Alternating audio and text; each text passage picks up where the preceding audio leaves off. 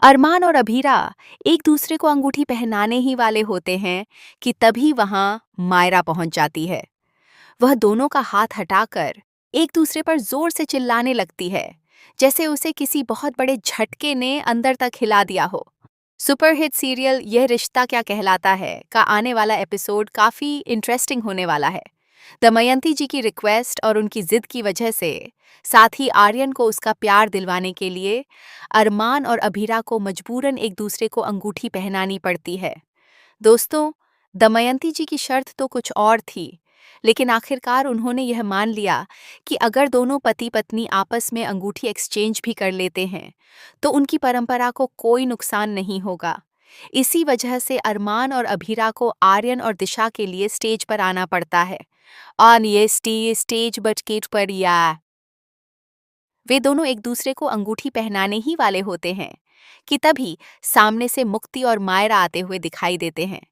जैसे ही मायरा अरमान के सामने अभीरा को देखती है, उसके पैरों तले जमीन खिसक जाती है। वह दौड़कर स्टेज पर जाती है, दोनों का हाथ अलग कर देती है और रोते हुए, हंगामा करते हुए वहां से भाग जाती है।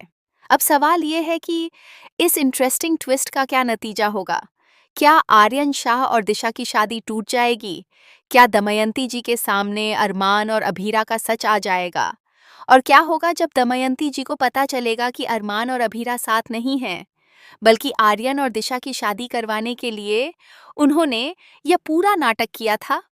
दोस्तों, आपको बता दें कि अरमान ने मायरा को पहले ही फोन करके मना कर दिया था कि वह अपने चाचू की शादी में शामिल नहीं हो सकती। लेकिन मायरा इस बात को मानने वाली कहाँ थी।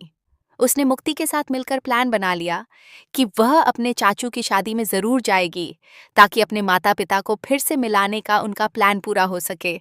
लेकिन मायरा और मुक्ति इस बात से पूरी तरह अनजान होते हैं कि उनके माता पिता तो पहले से ही एक ही जगह पर मौजूद हैं। जब वे दोनों शादी में पहुंचते हैं और मायरा की ऐसी हालत देखते हैं, तब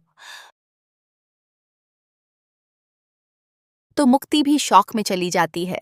अरमान और अभीरा को साथ देखकर मुक्ति का भी पुराना ट्रॉमा जाग उठता है।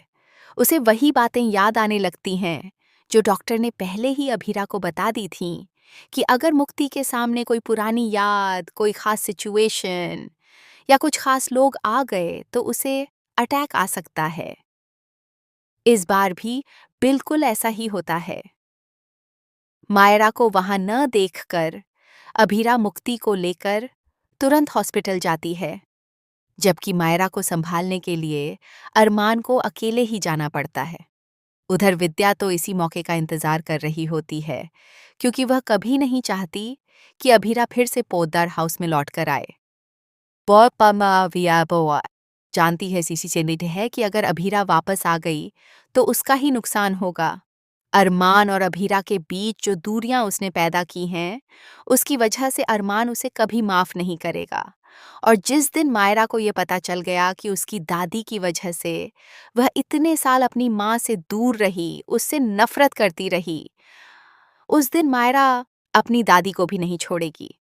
वैसे भी जैसा कि आपने देखा है, दादी सा और विद्या बहुत पहले से ही ये सब करते आ रहे हैं। लेकिन इस बार कहानी में एक और बड़ा ट्विस्ट आने वाला है। विद्या अकेले ही सब कुछ मैनेज करना चाहती है, दो चाचे, जबकि दादी शाह पहले से ही अभीरा की साइड में खड़ी नजर आती हैं। अब देखना यह होगा कि जब अरमान और अभीरा का सच सबके सामने आएगा, तब दमयंती जी क्या फैसला लेंगी?